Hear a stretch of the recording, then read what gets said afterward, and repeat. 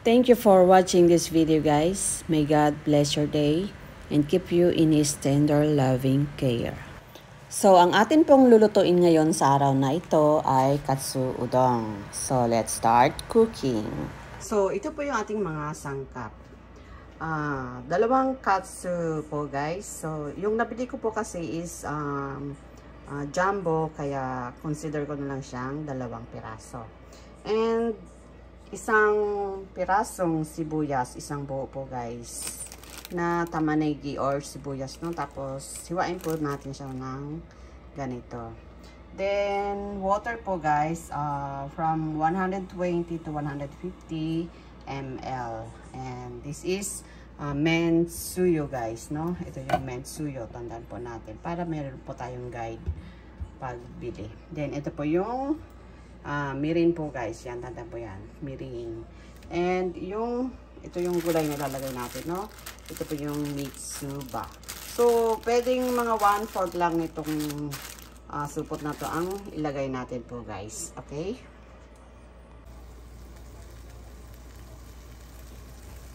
So, ilagay na po natin, guys, yung water. 120 to 150 ml na water po, guys. Luto na po yung aking rice. Then, ilagay po natin ang mensuyo, no? 4 na spoon po siya na mensuyo, guys. Mensuyo.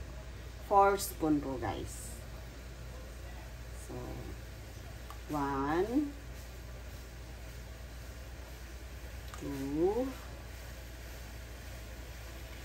3, 4. Yan.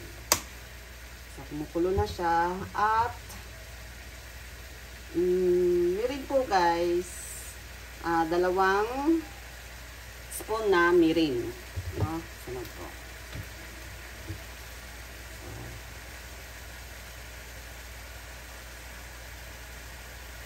1,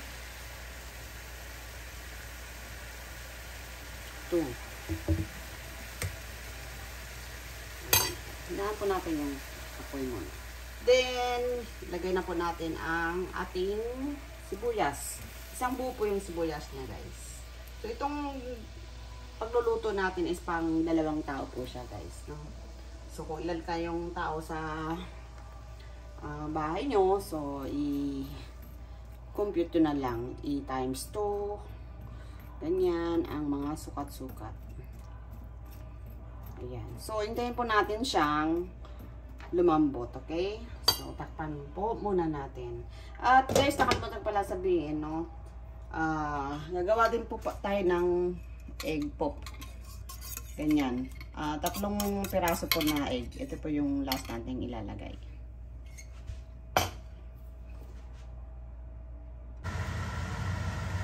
Then, pagkakulo, guys, pagtakip ng mga 3 minutes, doon po natin ilalagay yung katsu. Ilagay po natin yung katsu. Malaki po itong nabili ko, eh. Ayan. Then, takpan ulit po natin siya.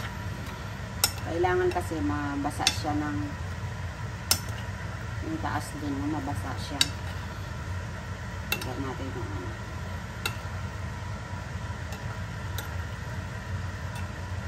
Yung takpan po ulit natin.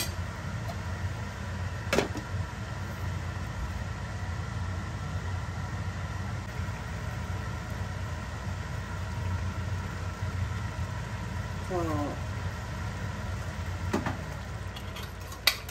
lagay na po natin, guys, yung 3 eggs, no?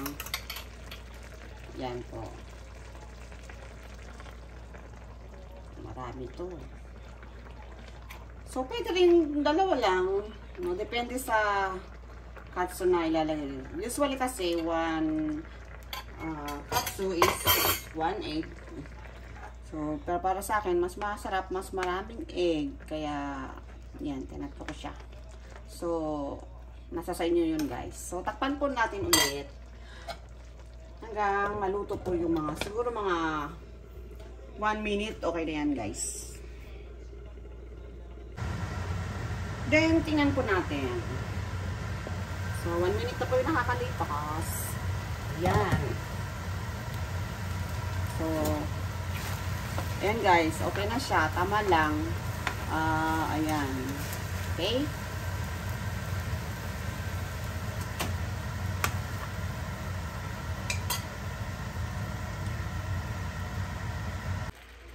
So, pagkalagay po natin ng